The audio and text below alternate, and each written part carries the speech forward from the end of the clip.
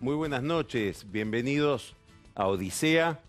Y usted recuerda aquel discurso, aquella presentación de Cristina Fernández de Kirchner cuando en el año 2009 dijo vamos a quedarnos con la transmisión de los partidos de fútbol porque antes secuestraban personas y ahora secuestran goles. Bueno, con esa alusión al tema de los derechos humanos, que obliga en el caso del kirchnerismo siempre a sospechar, porque cada vez que han usado un tema tan delicado, diríamos sagrado, como el tema de los derechos humanos, siempre lamentablemente terminó habiendo algo oscuro detrás. Con esa apelación a los derechos humanos se inició un escándalo que, recuerde lo que le estoy diciendo, va a ser una pesadilla para este gobierno que está terminando durante muchos años después de irse.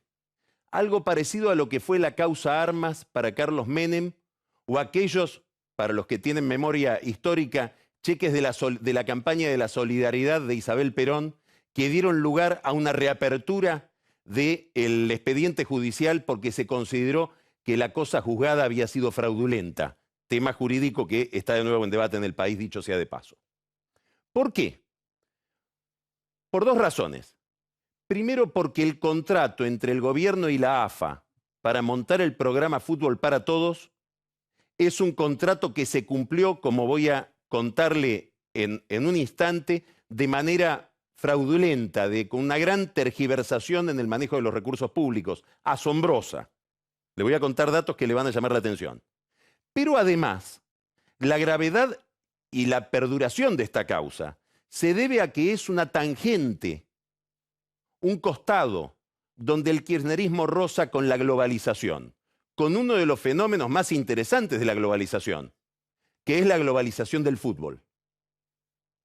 Todo indica que hace por lo menos 20 días, Alejandro Bursaco, el gerente general de torneos y competencias, un hombre del corazón de los negocios de Julio Grondona, ya declaró en Estados Unidos, declaró como arrepentido para negociar su situación judicial y ofrecerle a la justicia americana, a cambio de alguna reducción en la pena y en las multas que tiene que pagar y en el resarcimiento de fondos que tiene que realizar, a cambio de datos muy concretos que ha ofrecido o tiene todavía que ofrecer respecto del entramado de corrupción que ha habido entre la Argentina, la FIFA, el gobierno, la AFA.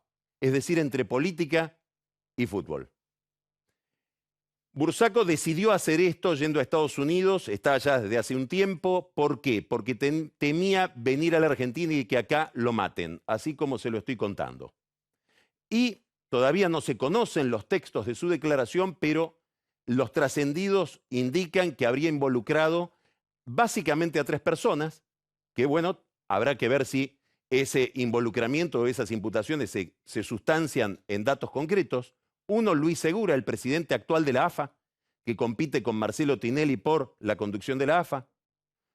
El segundo, el expresidente de Quilmes, que es el otro yo de Aníbal Fernández, José Luis Messner, cuyo hijo fue, por indicación de Aníbal Fernández, presidente del RENAR, del registro de armas en la Argentina, y que tuvo a su cargo a Martín Lanata como empleado. Martín Lanata es el presidiario que dijo que Aníbal Fernández era la morsa.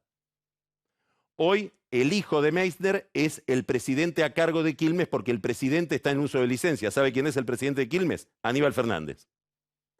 Y declaró también, dando información muy concreta respecto de vínculos oscuros, de negociados, a Pablo Paladino. Es un nombre que a usted no le debe sonar, pero es el que administró Fútbol para Todos desde que se inventó el programa. Otro personaje, un funcionario de la intimidad de Aníbal Fernández. Toda esta información que trasciende de los Estados Unidos y a que habrá que corroborar cuál es su densidad, cuáles son los detalles.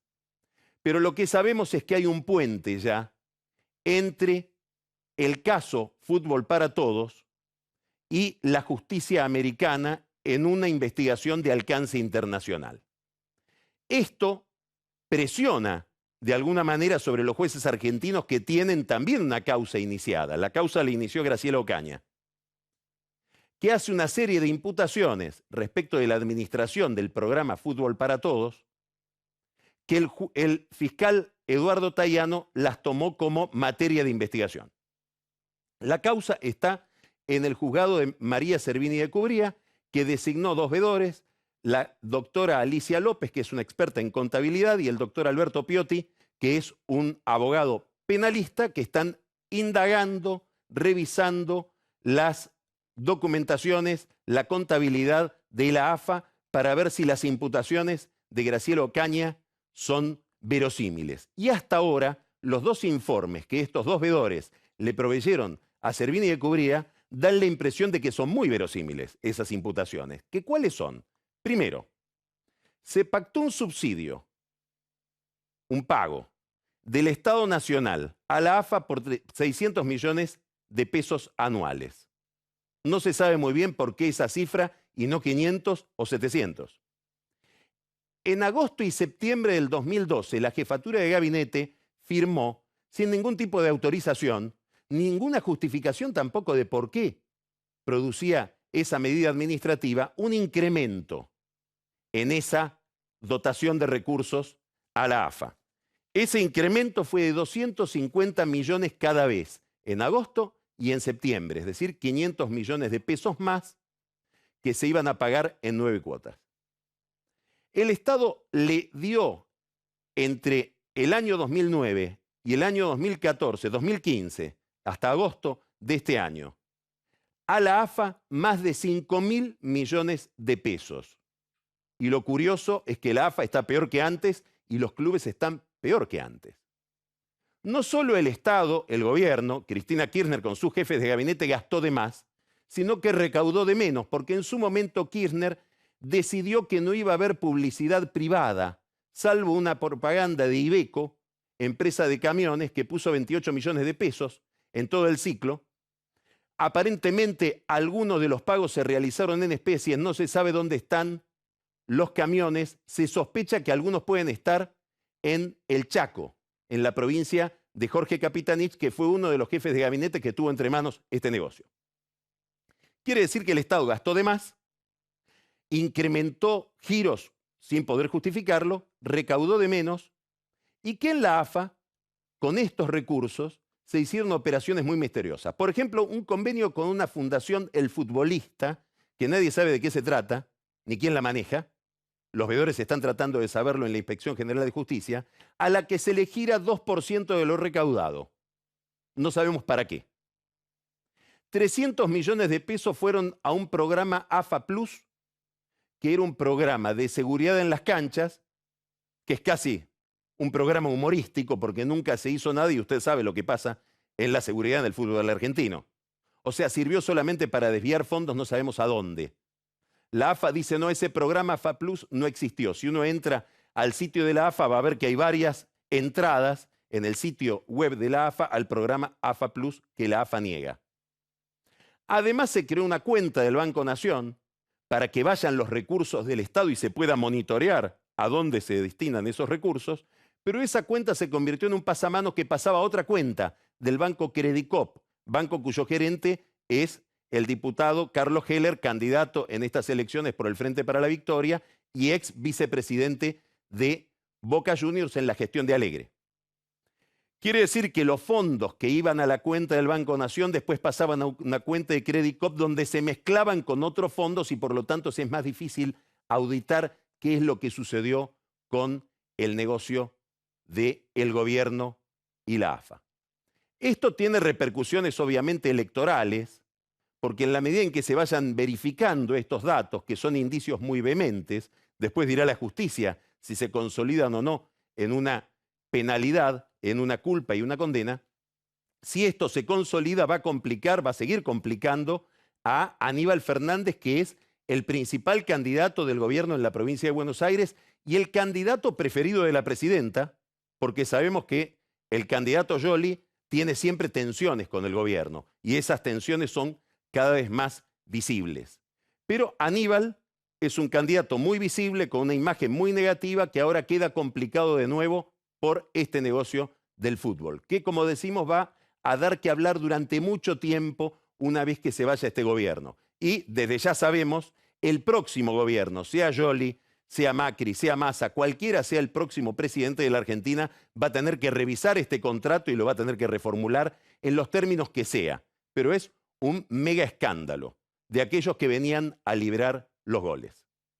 No es la única forma en que la pelota se ha manchado, porque si giramos el zoom y ponemos la lupa, ponemos la cámara sobre el PRO, también el caso Niembro está ligado al fútbol. Segundos de televisión en la televisación de partidos de fútbol que aparentemente se dedicaban a la publicidad de actos de gobierno o de figuras del gobierno de Macri. Pero esto no es lo más importante. Lo más importante es que además había un contrato por encuestas de satisfacción en el manejo de la basura, cuyo resultado sería un día interesante conocer, que los pagaba seguramente algún ministro de Macri, cuyo nombre todavía no conocemos porque sabemos que Niembro cobraba, pero todavía no está muy claro quién pagaba. Esto también tiene una repercusión electoral enorme. Más allá de que sea muy gracioso, extraordinariamente gracioso, que la acusación en contra de Niembro, que ha dado explicaciones bastante débiles, igual que las explicaciones que ha dado Macri, casi que han tendido ellos un manto de sospecha superior al que tienden sus acusadores, esas imputaciones, esas recriminaciones, vienen nada menos que de los medios de Sergio Spolsky, Tiempo Argentino, etcétera, que son grandes beneficiarios de publicidad y de fondos reservados que le gira el gobierno y que les ha girado el gobierno durante todos estos años en una complicidad extraordinaria con los servicios de inteligencia. ¿Por qué esto tiene repercusión electoral? Porque tiene sobre el PRO un daño evidente. Lo cuestiona en una de las banderas que la oposición lleva adelante como diferencial respecto del kirchnerismo, la transparencia.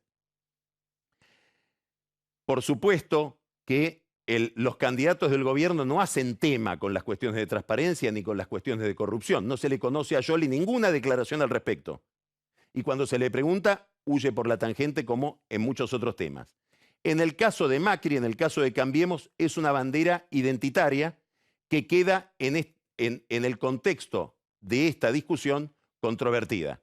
Pero hay una consecuencia más inmediata. ¿Qué es la consecuencia que tienen en general estas denuncias en las campañas? Desequilibra al denunciado. No es una denuncia ingenua, no es una denuncia trivial. La denuncia contra Niembro es la denuncia contra el candidato que había pensado el macrismo como el vocero de las calamidades de la gestión Scioli en el conurbano bonaerense, que es el área propia, el área feudal del gobierno de Cristina Kirchner de hace tantos años con redes clientelares inmensas. Bueno, Niembro era el relator de esa situación y ahora está desequilibrado, está quebrado. Va a ser muy difícil que el PRO y que Cambiemos pueda reponer a ese vocero. Y yo les diría que en las últimas reuniones, desde hace una semana, que realiza el comando de campaña de la candidatura de Macri, el 90% del tiempo se dedica a analizar qué hacemos con esta situación y sobre todo qué hacemos si aparecen otros casos, porque se presume que sea desde el lado del gobierno o sea desde el lado de Massa, que mira esto con enorme satisfacción porque está tratando de llevarse los votos de Macri, va a haber nuevas imputaciones sobre el gobierno de la Ciudad de Buenos Aires. Todo esto resulta muy desalentador porque demuestra que la corrupción no es un fenómeno exclusivo del sector público, que tiene ramificaciones insospechadas en el sector privado y, en este caso, en el fútbol. No es ninguna novedad, ahora conocemos los detalles. Y fíjese si no será ninguna novedad que el caso FIFA, ¿sabe por qué empieza? Empieza porque los Estados Unidos mandan a Zúrich, en Suiza, una delegación para representar a los Estados Unidos cuando se iba a elegir la sede del Mundial de Fútbol 2022. El que preside esa delegación es Bill Clinton. Vio que su país es discriminado y que de manera muy poco clara esa sede la gana Qatar. Cuando se realiza la votación, Clinton habla con los organizadores y les dice: ustedes se van a acordar de esto que han hecho. volvió a los Estados Unidos, tuvo de inmediato una reunión con Obama y decidieron iniciar la investigación que hoy tiene en el banquillo a Bursaco y a través de Bursaco al gobierno y a la dirigencia del fútbol argentino. Las investigaciones empiezan 2 meses después de esa reunión de Clinton con Obama. ¿Y sabe qué es lo curioso? Que ahora sabemos que la Fundación Clinton, después de esa denuncia, recibió plata del comité que organiza el Mundial de Qatar y del comité de la FIFA con el que estaba, cuando él estaba, o con el que él estaba tan indignado. ¿Servirá de alivio o servirá como un motivo más de decepción que estas prácticas, que estas miserias estén tan difundidas? Ya volvemos.